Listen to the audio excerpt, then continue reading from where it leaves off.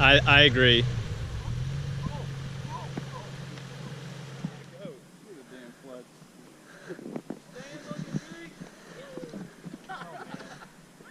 Okay. Who's in front and who's in back? I think it's too small for the two of us. No, we can try it. Okay, hang on. I'm gonna sit on the front. I'm using this as brakes, and you hop on. Word from the wise, don't use your hands. Yeah, that'll take. Oh. Oh, we both missed. Holy crap.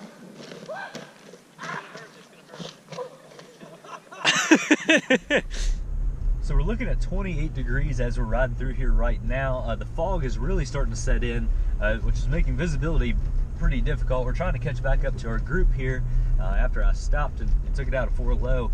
But as you can see, it is still pretty ruddy up here. We have been on this trail before if you've tuned into some of our later videos. So nothing new here, but it is the first time that we've been going through here in kind of a wintry, kind of a snow mud slurpy mix, if you will. Not the best for traction, but the TRD off-road is still surprising me here. We are still on the normal factory Goodyears that come on it, which are at best an all-terrain tire. They're definitely not very aggressive, but it's doing just fine here going through the trails. Bilstein shocks are doing just fine, making for a pretty reasonable ride for as bumpy as it is. I'm trying to go a little bit quicker here since we are falling behind our group, but they're doing just fine. Now obviously the Fox shocks would probably do a little bit smoother ride there if we would be in a TRD Pro, but this is doing just fine for what we need.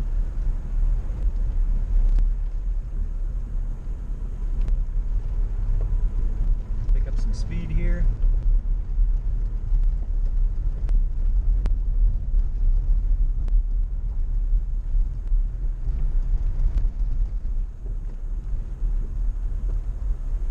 Slow down for the bumps. That's what you got to watch out here for. Some of these potholes are about a foot deep. That'll swallow your truck up. Who knows what else if you don't watch out. But overall, doing just fine here. This is the first good snow we've had down here in Blacksburg for about 2 years. My freshman year at Tech, actually, we had a really good snow, probably 4 or 5, 6 inches. They closed a lot of the roads down. We actually got out of school for this today, which is pretty surprising. We do film these on Mondays, if you're not aware of that. So I know there's been kind of a cold streak going up and down the East Coast here. A lot of places have snow, but we're really not in too much here, probably 3 inches, 4 inches at best.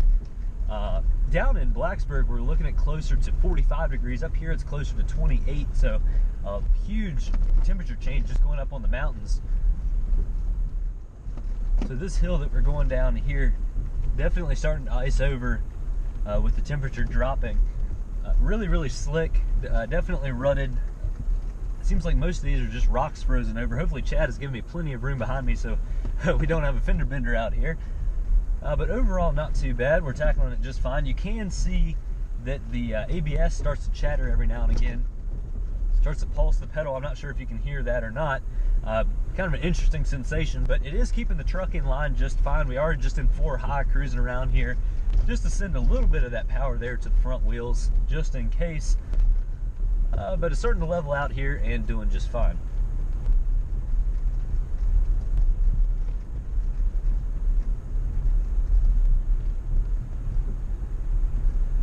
I see tail lights, so we must be catching up to the rest of our group there.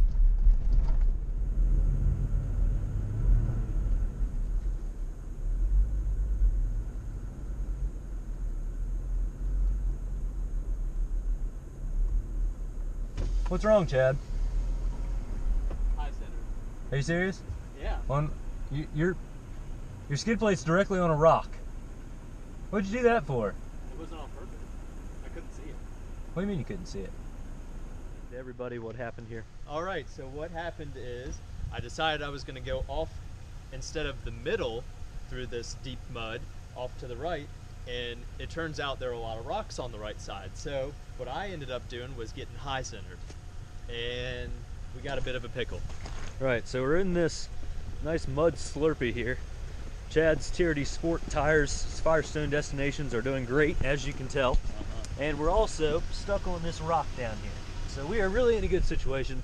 I was able to go up the left side of the hole. I'm not in the mud a whole lot, or at least I'm not stuck. So we are going, sent some people in the Jeep ahead of us to go get some D-rings so we can rig up. I did bring my trusty tow strap there, but we don't have a D-ring to attach to the front of Chad's truck there on that tow point. So I'll have to wait a minute here real quick. Yeah. Chad, you did a great job. Well, see, the thing is, it doesn't look like it's stuck, but that's... Yeah, I mean, I feel dumb going off to the right, you know, thinking that I was able to avoid the deepest part of the puddle, but suppose not. But, you know, this is all part of it, so... Yep. Oh well. So the first proper snow test that we've had here with the trucks gets you stuck in the mud. Which is dumb because we've been through here a million times and somehow I decided to get stuck on the one rock. So we'll rig up this tow strap momentarily and give it a tug. Right, so we went ahead and did a slip knot there on the tow bar. Again, that's a fine place to tow from. That's not going to be an issue at all, and that is actually bolted to the frame. So there's a little chance that that'll go wrong. And then we'll go under here when the D-ring comes and attach it to that front tow hook there. It's probably covered in mud. Right, which is covered in mud. So you picked a really good spot to get stuck, Chad. Yes, I did. It's never easy. So Chad's going to give it one more go here. We don't have very high hopes. He's actually stuck right on that aluminum RCI skid plate.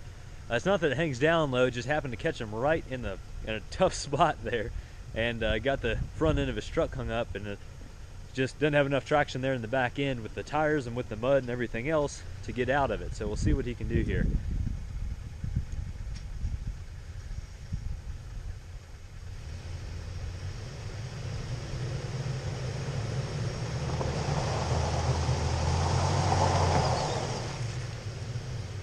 No dice. It's important when you're in mud or sand or anything like that you don't just gun it, because that's just going to dig you in deeper. See his back right tire and front left tire both spinning. That's because he does not have locking differentials. So tough day here for the TRD Sport, that's for sure.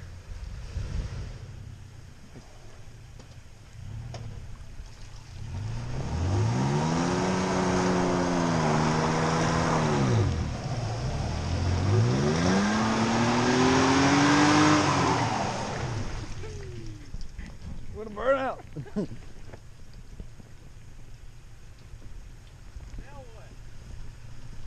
I'll get the winch out. With the winch, I could just. It'll be better with the winch. I agree. Okay.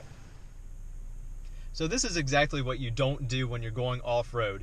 You have to really, really pay attention to where there are rocks. And we've been on this trail a million times, and I decided to go the one way I haven't gone before, and unfortunately I found out that it's not right for my vehicle because I picked the perfect line for a vehicle to sit right under where my skid plate and cross member meet up.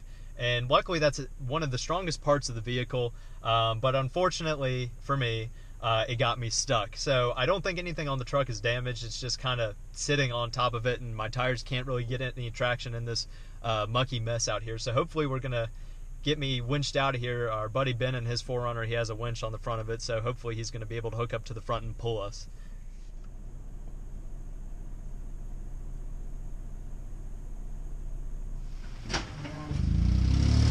Right on the exhaust.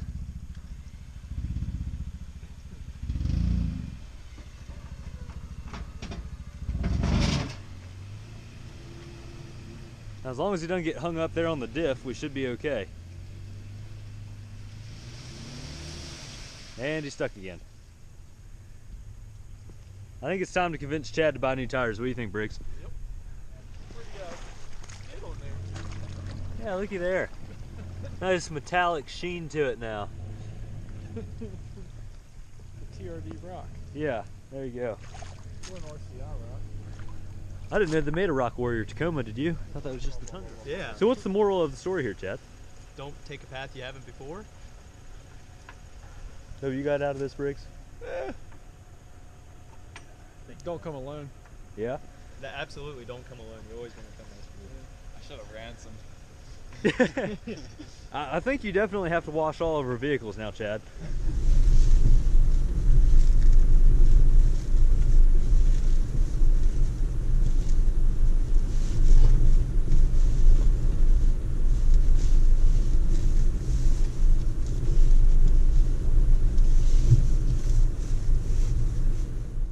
So with that misadventure out of the way and Chad back in tow, we'll go over some of this week's news.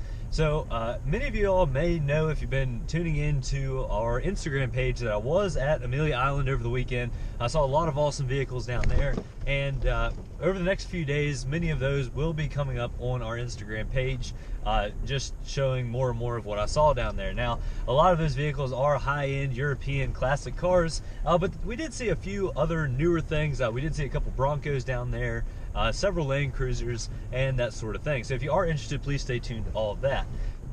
So for news from around the industry this week, GM did release their new medium-duty trucks, so their 5500 and 6500 trucks, and they'll replace the old Chevrolet Kodiak from about 10 years ago now. They are using the new Duramax that is found there in the 1-ton trucks and the 3/4-ton trucks, but it is detuned a little bit. It doesn't have quite as good of towing as equal-sized trucks from Ram and Ford there, but they're saying the payload and everything like that is actually a little bit better, and a lot of people that buy those trucks don't necessarily tow a whole lot to begin with. Many people use them as dump trucks or as flatbeds or something like that, and towing is not the chief concern, but it's really good to see GM adding to their lineup there a little bit more. Also, we talked about a few weeks ago the Mahindra Roxor brand coming back to the United States and being built there in Michigan. And actually, Mahindra was one of the manufacturers that produced the original Willises during World War II, and they actually have been able to keep that patent, and they've been producing the Willis basically for longer than Chrysler has. So basically what their new side-by-side is a new stamping of an old Willis that you'll be able to buy new there, and like I said, built there in Detroit. So basically what you're going to have there is a small diesel motor and a manual transmission option, and I believe they're going to be up to about 31-inch tires, so a really nice sized tire there. They're not going to be street legal, at least at this time, but I would assume it wouldn't take much to make them street legal if you would decide to.